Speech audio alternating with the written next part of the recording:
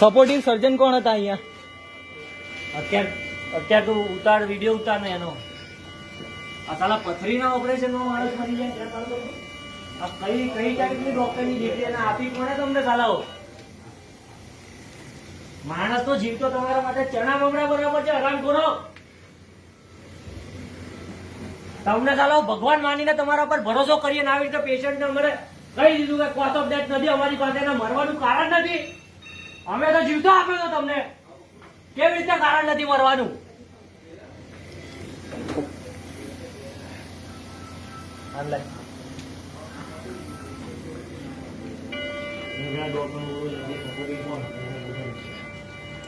Supportive doctor કોણ હતા?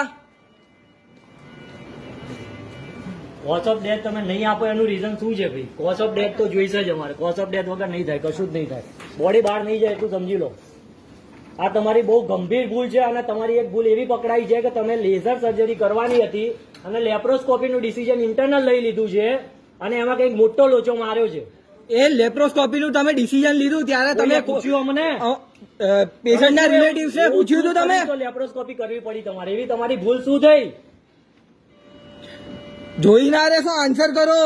મારે કોઝ ઓફ ડેથ નથી આપતા એનું રીઝન આપો ને. કોઝ ઓફ ડેથ કેમ નથી આપતા? મેં ભાઈને તમારા ત્યાં જીવતો સાજો સમ લાયા હતા. કોઈ સિગ્નેચર લીધી કે લેપ્રોસ્કોપી માંથી અમે કન્વર્ટ કરી રહ્યા છીએ, અહીંયા લેસર માંથી કન્વર્ટ કરી રહ્યા છીએ? 8 વાગ્યાથી 1 વાગ્યા સુધી તમે રિપોર્ટ કર્યા.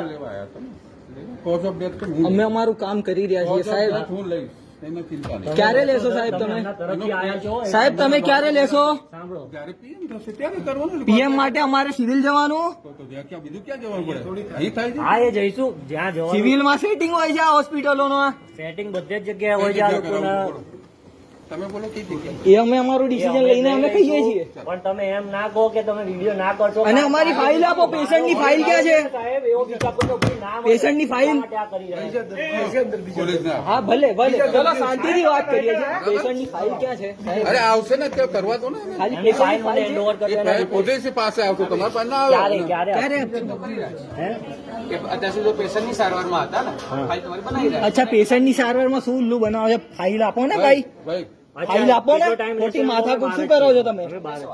અડધો કલાકમાં બરાબર. અને પેલા અડધો ગૌરવ કલાકમાં વાઘેલા નહીં હાજર કરજો, નહીં તો ગૌરવ વાઘેલાના ઘરે જવું પડશે અમારે કાયદેસર. કારણ કે તમે અત્યારે જે આ રિલેક્સ ફીલ કરીને જવાબ આપી રહ્યા છો ને મિસ્ટર ડોક્ટર, તમારી ડિગ્રી કોણે આપી મને ખબર નથી, પણ તમે આ એક